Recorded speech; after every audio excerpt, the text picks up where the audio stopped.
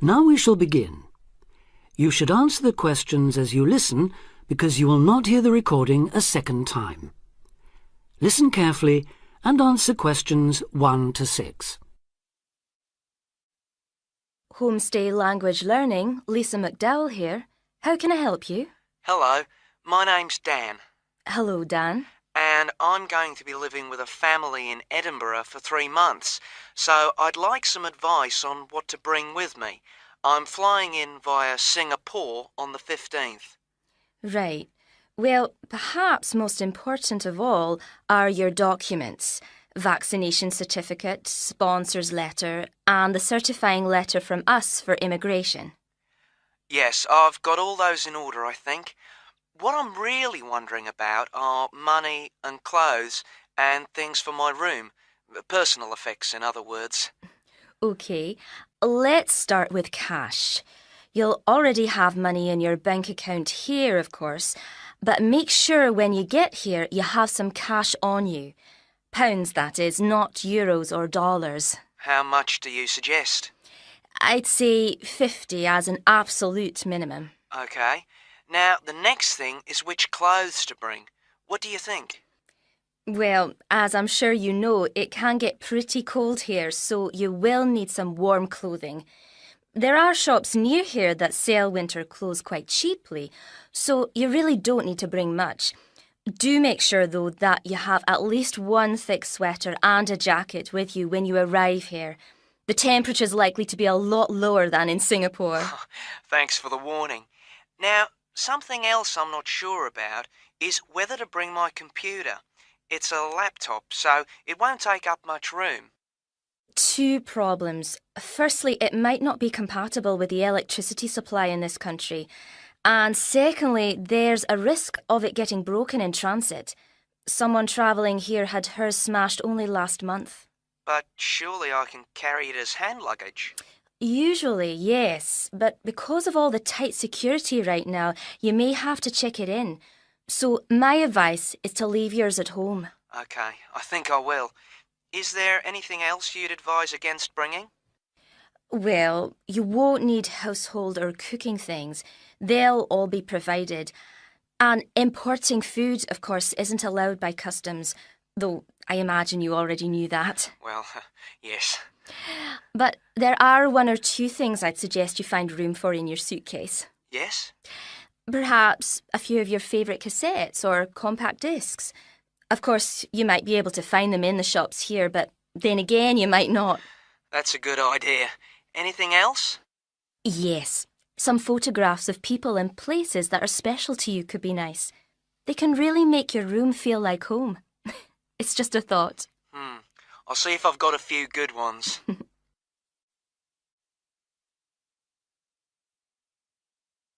Now listen and answer questions 7 to 10. Just a few points about packing. Make sure all your cases are clearly labelled, in English, with your host family's name and address. Just in case they go missing on the way. It has been known to happen. What name do I write, by the way? It's Wark. Lewis and Amy Wark. So that's W-A-L-K? It's actually W-A-R-K. But we'll be posting full details to you later this week. Right, fine. And I'd better put some essentials in my hand luggage, enough for a night or 2 in case, as you say, anything happens to my main cases.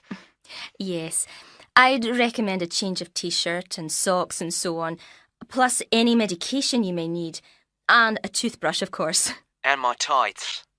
Your tights? Yes, for the flight. Wearing them helps prevent deep vein thrombosis when you're flying long distances, not getting any exercise. Oh yes, I've heard about that. Now, talking about exercise, there's one last thing. When you've packed your baggage, check you can carry it, all of it, at least 500 metres without any help. You may have to do that. OK. Well, thanks for all your help. You've cleared up a lot of points. Oh, you're welcome. Have a safe journey, and we'll look forward to seeing you next month. Bye. Bye.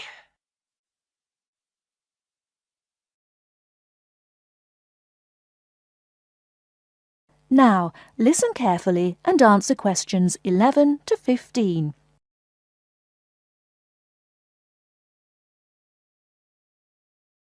Ladies and gentlemen, can I have your attention, please?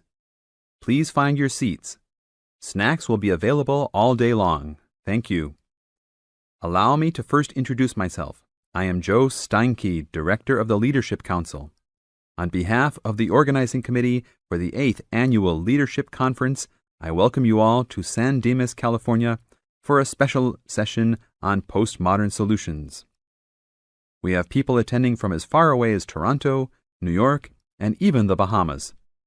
Frankly, I wish we had gone to you there. But we're very glad you're all here. Let me say further that this will be our largest conference yet. Registrations have far surpassed our expectations. For the first 3 days, we will be hosting more than 325 participants for lectures and workshops. Another 100 will be joining us for our final 2 days and culminating session on Friday evening. We also have a larger selection of seminars than ever, a total of 32. Because we know that you all will want to attend a few special sessions, we will repeat key seminars each day, so there will actually be 38 sessions. I'm sure you will all be pleased with the content and the quality of speakers.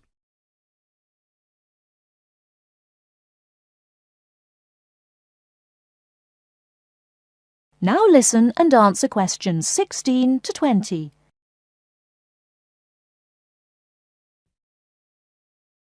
Now, for those who have opted not to take part in our bag lunches, there are a number of places nearby that we can recommend.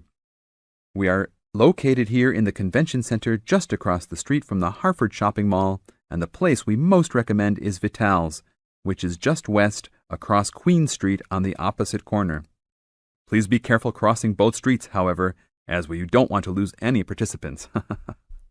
If you're not up to Vital's, you can also get some Italian food at the Olive Garden, which is further down Queen Street and east on Danning Avenue, across from the police station. They have a great minestrone soup and excellent breadsticks, all you can eat. On the other hand, if you want some good old American food, you can head to Fuddruckers for some big hamburgers or to the Cattle Company for some fat, juicy steak. Fuddruckers is next to the Olive Garden, but the Cattle Company is back closer to us in the opposite direction of Vital's. Just go east out of the Convention Center across King Street. It's on the same side as the Convention Center, so you just have one street to cross. Enjoy. But also, please make sure you are back for the afternoon sessions. These will always start at 1:30 p.m. That will give you an hour and a half for lunch each day. Sessions will be over each day at 5:30. Now, regarding the schedules we've printed out, there have been a couple of last-minute changes. The session titled New Leadership Strategies will no longer be held in Seminar Room 1, but in the main ballroom. This session has garnered much praise and is highly recommended to all, hence the change to a larger room. Another session has been canceled. That session was titled Leading by Serving, and it was scheduled for Daniel's room. The speaker for that session, Dr. Mark Green, had to return home for some urgent health situation. We wish the best to Dr. Green and that all is fine with his family. Finally, the session titled Using the Arts and Media has been changed to the second lounge room, Lounge 2. Please show up promptly for sessions and sit towards the front of each room so that all seats can be utilized. Also, turn off all pagers, beepers, and cell phones. Drinks and snacks will be provided outside each room, but please be careful at your tables. Enjoy the conference.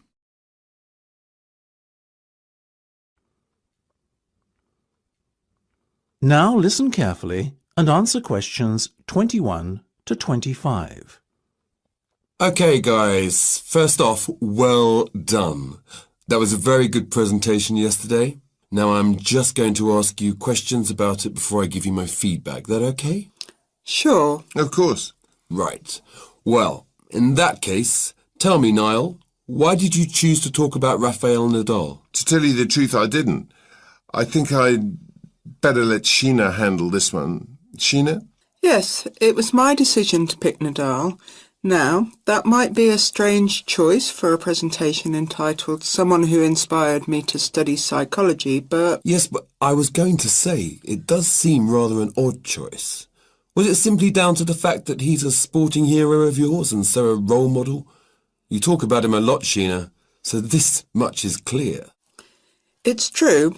Nadal is someone I look up to, but my reasons for choosing him were totally professional. You see, I doubt perhaps in the history of tennis that there was ever a better match player than him, and that got me thinking, what is the secret to his success? How does he control his nerves so splendidly? The more we started to look into his background, the more I realised Sheena was right. Nadal was a perfect candidate for this study. He is, on so many levels, a very well-balanced character, and it was fascinating to gain an insight into the mind of this great champion over the last few weeks. I'll admit that I was at first somewhat unsure about whether or not I should back Sheena on this one, but it didn't take long for our research to put us at ease. So, while most of the students were researching Freud and other visionaries in the field of psychology and psychoanalysis, you were looking into a present-day sports star? Does that not strike you as a little odd? Of course, we knew it was a risk. After all, there was a danger that no one, least of all you, would take us seriously when we stood up on stage and started our presentation. That said, I think it is in the spirit of psychology to be inquisitive and adventurous and not just stick to the conventional. Otherwise, how would the field have come so far, as it has done already? Well, I must say, your risk certainly paid off. Yours was, without a shadow of a doubt, the most interesting and original presentation I saw. And judging by the reactions of the other students, I would have to say that everyone else was equally impressed. Thank you. I'm so glad you think so. Yes, but notwithstanding your excellent presentation content, we must remember that the marks for this project are awarded based on a number of criteria, and we'll examine those in a few minutes. But first, another question. Where did you find your sources? Well, and I don't quite know how we managed it, but we were able to secure a face-to-face interview with Nadal while he was over here for the Wimbledon Tennis Championship, so we weren't reliant on newspaper articles and interviews or any other forms of secondary sources. We did, however, find the library's sports archive an invaluable backup aid to help us fill in the gaps and piece together our interpretation of what makes Nadal such a mentally strong champion. Now listen and answer questions 26 to 30. Okay, well, as I said, congratulations again for your excellent work. Now it's time for my feedback. The first area where marks were awarded is in your use of equipment. I felt that had you not been a little too reliant on the overhead projector, and had you, for example, used the interactive whiteboard and audio equipment a little more effectively, you would have received top marks in this section. As things stand, though, your use of equipment was still very satisfactory. It's just a shame as it was an opportunity missed to score full points. The next area I was asked to assess is content. As you might have guessed, I simply can't fault you on that. Highly original work, so well done. As for your timing, I felt that the two of you were a little too over-rehearsed, so the presentation felt, at times, a little robotic. That said, again, it was very satisfactory, and you would get full points for effort. Sadly, though, there is such a thing as trying too hard, and that cost you top marks here, I'm afraid. Oh, I see. Right. What was particularly impressive, though, was the thick handout you'd prepared for everyone. I took it home to read through it afterwards, and it was very well written. But not alone that, it also enhanced my experience of the presentation itself on the day, as I was able to refer to the handout for further information on what was being discussed and to answer any questions I had. Very nice. As for your level of interaction, Well, you had so much that you were intent on packing into your 20-minute time slot that sadly you run out of time at the end, which left no room whatsoever for interaction and no one had the chance to ask you any questions. You've probably guessed, therefore, that you did worse than average in this department and unfortunately your score will have to reflect this. Oh my goodness, everything sounded so positive at the start. That is a big disappointment. We worked so hard. Now, don't be so quick to get deflated. Remember, your presentation skills only count for 15% of the project grade. Your score in this assessment, even if it were terrible, would still not be enough to prevent you from getting top marks overall. It's very hard to score well in the presentation assessment anyway, so believe me, you both did reasonably well. Thank you. I wish I felt like that. Yes, your feedback was very constructive. We're just a little disappointed with ourselves. Why? Now listen carefully and answer questions 31 to 33. Good afternoon. Welcome to the first class of V100 Art and History. The objectives of the course, as you will have seen if you've taken a look at the syllabus, include familiarizing yourselves with the vocabulary and language of art, learning about the basic elements of art and design, and finally, discussing historical periods as they pertain to art. The course will also give you the opportunity to visit some of the many galleries and museums that Britain has to offer. So, having said that, I'd like to spend the rest of today's class talking about 4 of the more important galleries that we will be visiting in the coming year. As most of you already know, or at least I hope most of you know, there are 4 Tate galleries in all. To begin, I'd like to tell you a little bit about the Tate Modern. Tate Modern is located in a very busy part of London called the South Bank. It's close to 2 world-renowned tourist attractions, St. Paul's Cathedral and Shakespeare's Globe Theatre. Now, interestingly enough, Tate Modern is housed in what was a power station, built in several stages between 1947 and 1963. It was closed down in 1981 and reopened as a gallery in the year 2000. Tate Modern consists of 5 levels, with the Tate collection being shown on the 3rd and 5th levels. On level 2, the works of contemporary artists are exhibited, while level 4 is used for holding large temporary exhibitions. Since this museum opened, it has become a popular spot for both Londoners and tourists alike. And believe it or not, it doesn't cost anything to get in to see the collection displays.